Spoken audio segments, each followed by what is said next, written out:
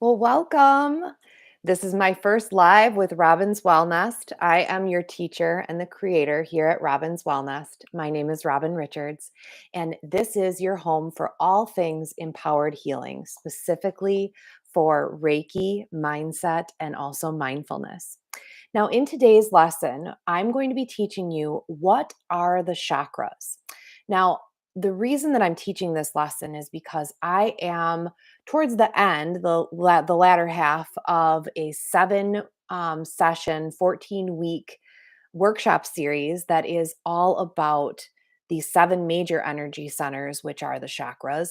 And before I began the workshop, I realized that really there needs to be an introduction laying the foundation before we dive deep into each of the seven major energy centers. And so I am so happy to be delivering this content to you today because what it's delivering is a foundation that really introduces you to everything that is energy anatomy through the energy centers. So, first, let's begin with one of my favorite, not only scientists, but also a spiritual leader that many people are unaware of, Albert Einstein. Now, Einstein, in his direct quote, said, "Energy cannot be destroyed. It can only be changed from one form to another." In my work, specifically around healing and personal development in my life, which has extended into the world of energy anatomy and energy healing with myself as a Reiki master teacher, I have taken inspiration from that quote and coined my own phrase, which is energy cannot be created, but it can be transformed. Now, the first piece that you need to recognize is that everything is energy. That's really where the world of science merges with the world of woo. We're in agreement that everything is energy. Now, even what you eat is energy, right? Food, calories, that is energy that is transformed in the body to make sure that our physical body is moving.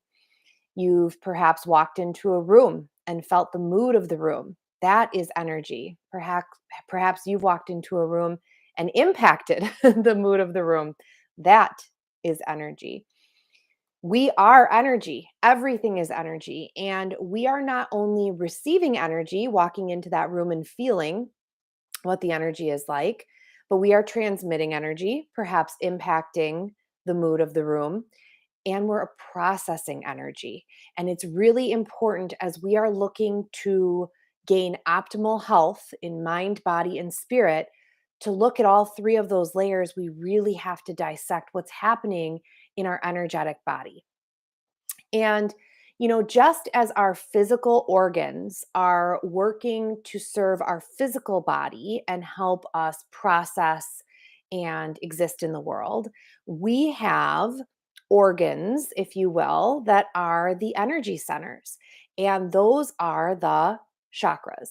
Now, I'm still working on pronouncing them correctly in the Sanskrit version, which is chakra, but I do live here in a Western world in the United States, and I often say chakra, but it is chakra, chakra.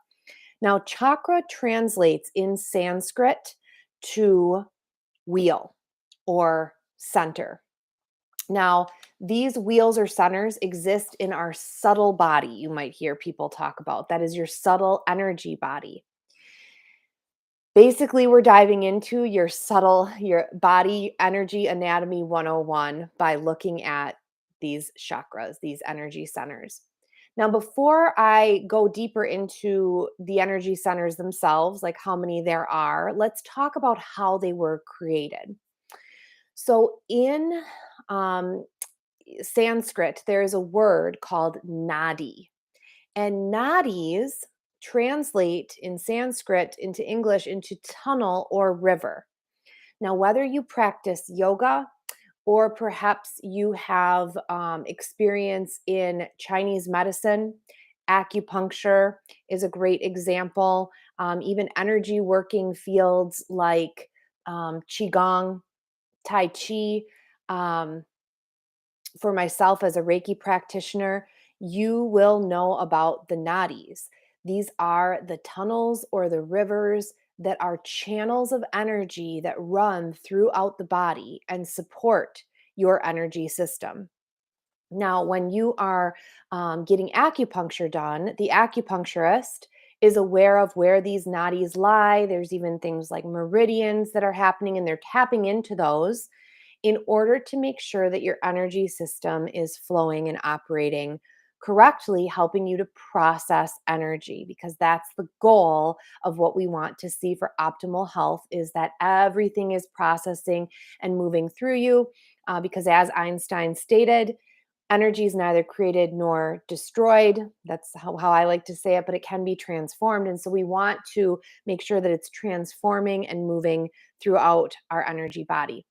Now, there are many nadis, but we're going to focus in this introduction on three primary nadis: the Ida, Pingala, and Shushumna.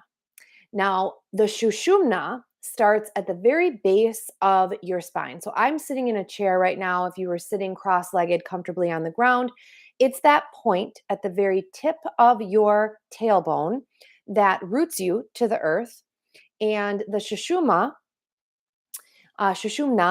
goes from that point, that tip, all the way up straight to the boop, kind of a little forward of where I have my bun this fine day, to the crown of your head. So from root to crown, the Shushumna goes straight up. Now, the other two nadis are the Ida and the Pingala.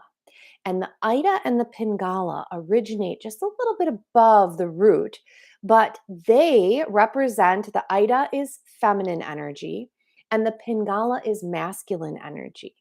And as they come up, they crisscross, and they often are visioned like a snake. They crisscross all the way up, intersecting at different points of the straight Shushumna. And those points where they intersect are where your energy wheels or chakras are born. So the first wheel, the first chakra that is right where the Shushumna originates, that's at your root, at the very tip of your tailbone. And that chakra, each of the seven, there are seven major energy centers, seven major chakras. And each one not only connects with physical organs and glands in your body, it also connects with emotional states within your energy system. And so it's the connection of all of those things. The root chakra is known most for being your sense of safety and security. Now, if you go to just below your belly button, deep in your navel, that's where your second chakra, which is your sacral chakra, lies. And that is your sense of flow and creativity. A few inches above your belly button is where those Ida and Pingalas are crossing for a second time now. This is your third chakra. This is the solar plexus chakra. And this is your seat of confidence, energy. I like to call it the energy center of energy, and achievement. Now, we all are very familiar right in the center of our chest with our heart chakra.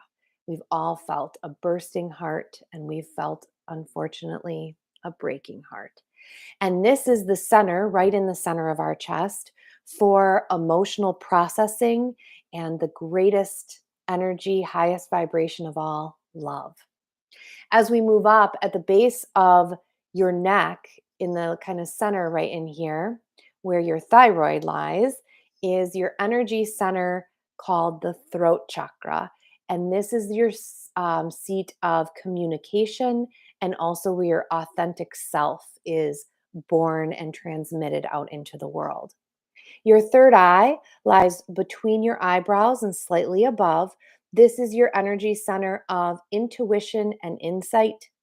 And finally, at the top, where the Shushumna goes all the way, we said, from the crown to the root, is your crown energy center.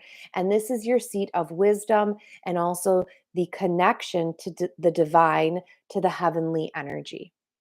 Now, there's much more that I can dive even deeper into, but I wanted you to have the basic foundation of how we are energy, We are meant to process energy. We are made to be able to transform energy.